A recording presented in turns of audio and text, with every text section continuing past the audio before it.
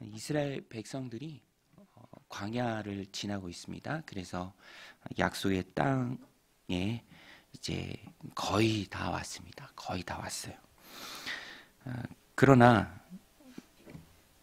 이 가나안 땅은 비어 있는 땅이 아니죠. 또 그 주변에 부족 국가들이 있습니다. 애굽에서 나온 민족을 향한 그들의 시선이 곱지 않죠. 또 두렵습니다. 수도 많고 또 함께 거하면서 또 혹시라도 또 피해를 입을까 이제 두려워 떨고 또 그들이 이제 지쳤을 때 또 번민하는 그런 일들이 있었습니다. 모압 왕이 오늘 본문에 나오는데요.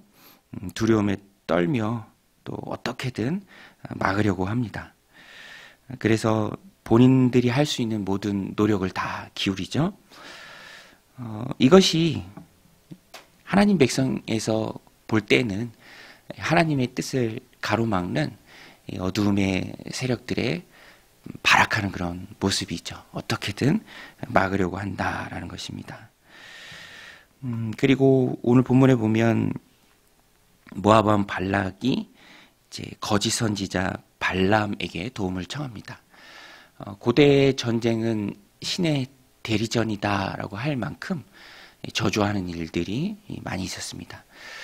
발람은 그럼 누군가? 발람이 이제 하나님으로부터 말씀을 듣는 장면도 나오고요. 또 하나님께 어떤 명령을 받는 장면도 나오고 또 이제 대화하는 모습을 보면 이제 자연스럽게 대화하는 모습을 보기 때문에 발람도 하나님의 선지자가 아닌가 그렇게 오해할 수도 있는데 그렇지는 않습니다. 발람이 여호와의 이름을 알고 부르고 또 대화하는 그 자체는 발람이 여호와 유일신 사상을 가진 것이 아니라 이제 다신론 가운데 있는 그런 이스라엘 민족의 신, 이제 다양한 신들 가운데 한 신으로 알고 대하는 것이고요.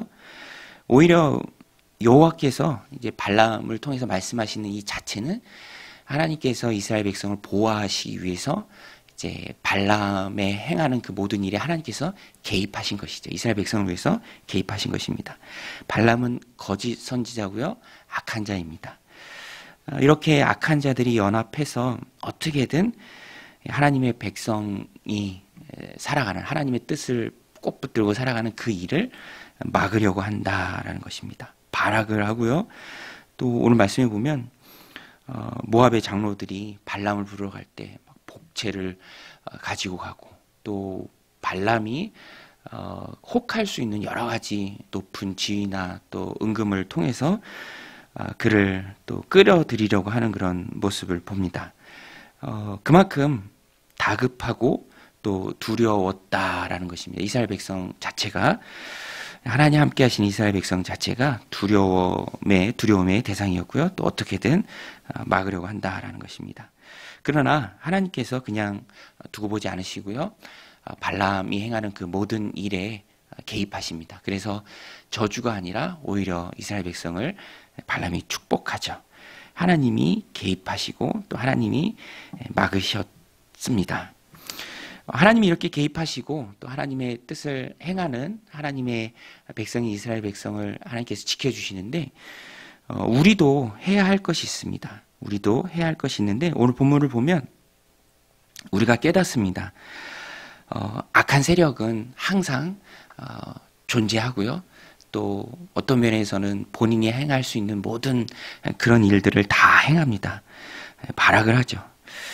그래서 오늘 말씀에 보면 우리가 조심해야 할 때, 우리가 깨어 있어야 할 때, 특별히 목표 지점에 다 이르렀다라고 생각할 그때입니다. 오늘 말씀 1절에 보면 이스라엘 자손이 또 길을 떠나 모압 평지에 진을 쳤으니 요단 건너편 곧 여리고 맞은편이더라. 여리고는 가나안 땅에 속한 땅이고요. 요단 동편이 있고 이제 건너서 서편으로 건너가는 것이 이제 가나안 땅이죠. 그러니까 모압 평지는 요단만 건너면 이제 약속의 땅 가나안입니다. 그러니까 이제 거의 다 왔어요. 거의 다 왔을 그때에 조금은 안심할 수 있고, 요단강 건너 가나안 땅이 보이잖아요. 이제 건너기만 하면 그 땅이고 목표 지점에 다 이르렀고, 광야에서 40년 시간 이제 거의 다 이제 보내고 이제 금방 들어갈 그때, 순항 중일 때, 가까이 왔을 때. 그러나 그때 우리가 잊지 말아야 할 것은 여전히 악한 세력들은 괴계를 꾀하고 또 어떻게 해서든 막으려 하기에 포기하지 않고 방해한다라는 것입니다. 그래서 그때 우리가 기억해야 할 것은 안심하기에는 이르다라는 것이죠. 끝날 때까지는 끝난 게 아니다. 비관적으로 생각하라라는 것은 아니고요. 항상 깨어 기도하고 또 준비해야 된다라는 것입니다. 오늘 말씀 보세요. 모압 왕 발락이 번민하면서 여러 방법들을 강구하고요. 어떻게든 그들이 오는 것을 막으려고 또 발악을 한다라는 것입니다. 우리도 뭐 거의 끝났다, 괜찮다, 순항 중이다, 이제 목표 지점에 거의 다 다다랐다라고 안심할 때는 있지 않다라는 것입니다. 끝날 때까지는 끝난 것이 아니기에 늘 깨어 기도해야죠. 항상 세상 일이 우리의 생각과 같지는 않습니다. 악한 존재들, 어둠의 영들이 있기 때문이죠. 어제도 제 친한 친구랑 통화를 하다가 뭐 이렇게 누가 뭐 가까이 있는 누가 뭐 뭘 한다더라. 그러면 뭐 우리가 이제 가면 뭐 잘해주기도 하고 그러겠네. 뭐 그런 얘기도 했는데 뭐 전화 이렇게 마치고 나면서 서로 그런 얘기도 했어요. 그건 우리 생각이다. 이제 순진한 생각이죠. 뭐 자주 가면 단골이고 또 그동안 어떤 이런 게 있었고 그러니까 이렇게 해서 잘 될 것이다라는 것은 그것은 우리의 생각이죠.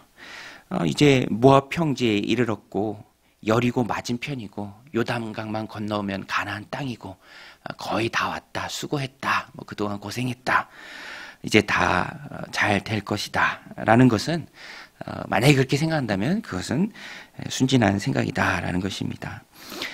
끝날 때까지 끝난 게 아니기에 여전히 악의 세력은 존재하고 방해하고 포기하지 않고 수단과 방법을 가리지 않고 넘어뜨리려 하고 그런 우는 사자처럼 삼킬 자를 두루 찾고 있는 것이 영적인 모습이다라는 것입니다. 그래서 빌 하이벨스 목사님 유명한 책이 있죠. 바빠서 기도합니다. 우리가 늘 하나님 앞에서 깨어 기도해야 합니다. 평안할 때, 목표에 이르렀다라고 생각하는 그때 더 하나님 앞에 매달려야 하고요. 마지막이 가까웠다, 이제 조금만 되면 목표 지점이다라고 생각할 그때 더 은혜를 찾고 붙들어야 합니다. 기도하고 또 은혜를 기도하면 감사가 또 은혜가 또 하나님 의지할 때 부어주시는 하나님의 공급하심 또 채워주심이 내 안에 물밀듯이 들어옵니다. 그래서 항상 기도로 깨어 있어야 하고요.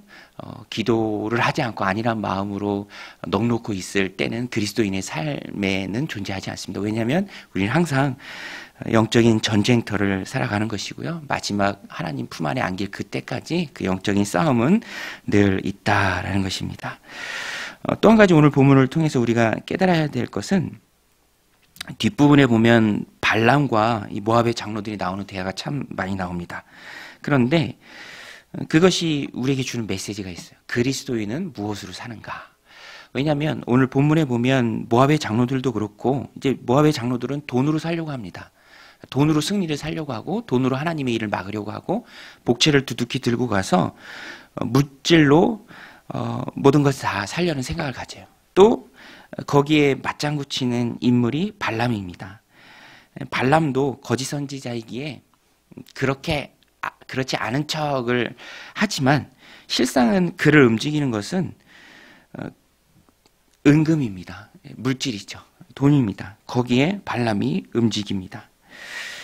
그래서 오늘 말씀에도 이렇게 보면 뭐 발람이 여호와께 사로잡혀서 막 거부하는 것 같고 그렇게 나오는데 실상은 그렇지 않아요. 18절에 보면 발람이 발락의 신하들에게 바여 이르되 발락이 그의 집에 가득한 은금을 내게 줄지라도 내가 능히 여호와 하나님의 말씀을 어겨 덜하거나 더하지 못하겠노라 라고 말은 하지만 그 다음에 바로 뭐라고 얘기하냐면 발락의 집에 가득한 그 은금의 마음을 빼앗깁니다. 그들이 들고 온 복채의 마음을 빼앗기고요. 또 그들이 크게 높여 존귀하겠다고 한 그 약속에 마음이 흔들립니다. 그래서 19절에 보면 뭐라고 하냐면 그냥 돌려보내야 맞는데 앞에 그랬던 것처럼 그러지 않아요. 19절에 보면 그런즉 이제 너희도 이 밤에 여기서 유숙하라. 여호와께서 내게 무슨 말씀을 더하실는지 알아보리라. 이것이 벌써 마음은 넘어간 이 바울의 이 발람의 모습을 우리에게 잘 보여줍니다. 그래서 발람 돈으로 움직이는 사람들이고요. 거짓 선지자입니다. 가득한 은금의 마음을 빼앗기고요. 또 그들이 제공한다고 하는 그런 약속의 귀가 솔깃해서 그것에 의해서 움직이는 거짓 선지자가 바로 발람입니다. 그래서 이 말씀을 가지고 우리들 삶을 점검할 때 그러면 우리는 그리스도인들은 하나님의 백성은 성도라는 이름을 하나님 주신 삶을 살아가는 우리는 무엇으로 움직여야 하는가? 무엇이 우리를 움직이게 하는 동력인가? 오늘 말씀에 보면 뒤집어서 적용하면 맞습니다. 하나님의 뜻이죠. 여러분 우리는 하나님의 뜻으로 움직여야 될 하나님의 백성인 줄로 믿습니다. 우리는 하나님의 뜻으로 항상 움직여야 합니다. 신약 성경에 가서 보면 바울이 그랬죠. 바울이 이제 항상 하나님의 뜻대로 움직였습니다. 그래서 어떤 선교지를 가도 또 어떤 도시에 머물러도 뭐 사역이 잘 되고 또 열매가 있고 그래서 바울이 더 머물기를 요청하는 사람들이 많았을 때에도 이 사도행전 18장에도 보면 바울이 그렇게 얘기해요. 하나님의 뜻이면 내가 다시 너희에게 오겠다. 하나님의 뜻이면 다시 너희에게 오겠다. 그리스도인들은 하나님 주신 삶을 살아갈 때 항상 다른 것이 아니라 하나님의 뜻대로 움직이는 사람이 되어야 합니다. 로마서 12장 2절에 보면 너희는 이 세대를 본받지 말고 마음을 새롭게 함으로 변화를 받아 하나님의 선하시고 기뻐하시고 온전하신 뜻이 무엇인지 분별하도록 하라. 그래서 그리스도인들은 이 땅을 살아갈 때 분별해야 합니다. 이 세대를 본받지 말고 세대의 풍조에 휘둘리지 말고 나를 향한 하나님의 뜻이 무엇인가, 선하시고 기뻐하시고 온전하신 그 뜻이 무엇인가 우리가 분별해야 합니다. 우리가 움직일 때 또 무엇인가를 하든지 혹은 하지 않든지 그 이유가 순전히 세상적 가치에만 있을 때, 물질에만 있을 때 우리는 그때 더 신중하고 또 조심해야 합니다. 왜냐하면 발람이 그렇게 떠날 때 당나귀가 말해요. 내일 본문에 가서 보면 당나귀가 말하면서 발람의 앞을 가로막습니다. 발람은 거짓 선지자로 물질에 이미 마음을 빼앗겨서 그를 움직이는 것은 물질이죠. 거짓 선지자입니다. 그래서 당나귀가 말할 정도로 눈이 가려집니다. 분별하지 못해요. 사람들이 사기를 당하기도 하죠. 물론 사기가 너무 교활하고 악한 자들이기 때문에 그 사람들이 악한 사람들이죠. 그런데 또 한편으로 왜 사기에 당할까? 어떤 면에서 보면은 많이 눈이 가렸기 때문이기도 합니다. 그런 이유도 있죠. 이단에 왜 빠지는가? 어떤 목사님하고 대화하는데 그런 얘기도 해요. 욕심이에요, 욕심. 왜냐하면 이단은 항상 도깨비 방망이처럼 얘기하거든요. 우리는 하나님의 백성이기 때문에 하나님의 뜻대로 움직입니다. 그런데 이단들은 내 뜻을 이루는 도구로 신앙을 이용한다라고 얘기해요. 그러면 그것만큼 좋은 게 어디 있습니까? 내 뜻을 다 이루어준다는데 내가 하나님 뜻대로 사는 게 아니라. 그러니까 어떤 면에서 보면은 우리의 눈을 가리는 것은 나의 욕심입니다. 발람 선지자 되는 거예요. 발람 선지자. 망하는 인생이죠. 나중에는 비참한 죽음을 맞습니다. 우리 그리스도인들은 세상 풍조를 따르지 말고요. 항상 날 향한 하나님의 뜻이 선하시고 온전하시고 하나님이 기뻐하신 뜻이 무엇인지 분별하고 거기에 우리를 헌신하는 것이죠. 순종했을 때 하나님이 보상으로 주시는 것이 기쁨이고 또 보람이고 또 행복입니다. 그래서 항상 오늘 말씀 마음에 새기고 하나님의 뜻을 분별하여 움직이고 확신 중에 또 기도로 깨어 준비하는, 그래서 승리를 누리는 믿음의 백성들이 다 되시기를 주님의 이름으로 간절히 축원드립니다. 우리 같이 말씀 붙들고 함께 기도하며 나아가겠습니다. 하나님 아버지, 오늘도 저희들 고난 단점에서